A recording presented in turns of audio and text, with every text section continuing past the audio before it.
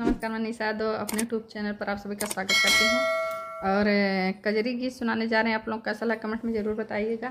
ऐसे कजरी गीत आप लोग यूट्यूब पर पहली बार सुनेंगे और आप लोग पूरा वीडियो देखिएगा फुल वॉच करके, तो आप लोगों को गीत समझ में आएगी। ये गीत बहुत ही पुरानी है। एक मौसी आई है रिश्तेदार की, जो है मतलब बहुत पुरानी गीत गा रही हैं। आप लोग सब गीत देखिएगा, बहुत अच्छा गीत गाती हैं ये। और कमेंट करके आप लोग ज़रूर बताइएगा हमारी गीत कैसा लगा आप लोगों को। गाइए।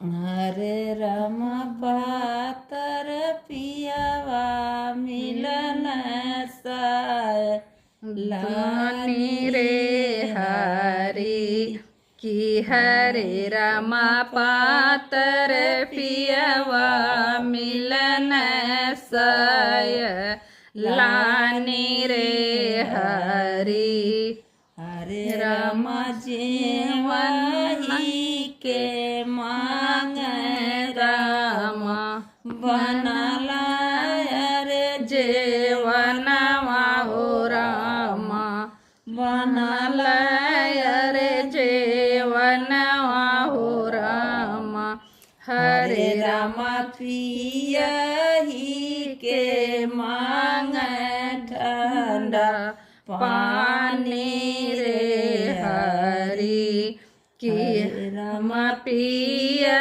ही के मांग ठंडा पानी रे हरी।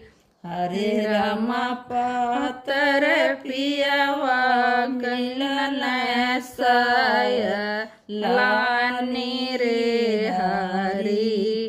हरे राम पातर पियावा मिलन साय लानी रे हरी। कूच ही के मांग रामा जोरलय भी रउआ रामा जोरलय बीरउआ रामा। हरे रामा थूक ही के मांग पीचर दानी रे हरी। हरे रामा थूक ही के मांग पीचर दानी रे हरी। हरे राम पातर पियावा मिलन साय लानी रे हरी। हरे राम पातर पियावा मिलन साय लानी रे हरी। सोवही के मांग रामा लाली हरे पालंगिया रामा लाली हरे पालंगिया रामा। हरे राम बेल से के मांग पातर नारी रे हरी। हरे राम बेल से के मांग पातरी नारी रे हरी।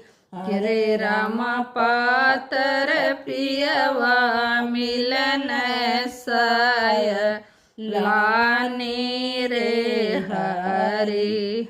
हरे राम पातर पियावा मिलन साय लानी रे हरी।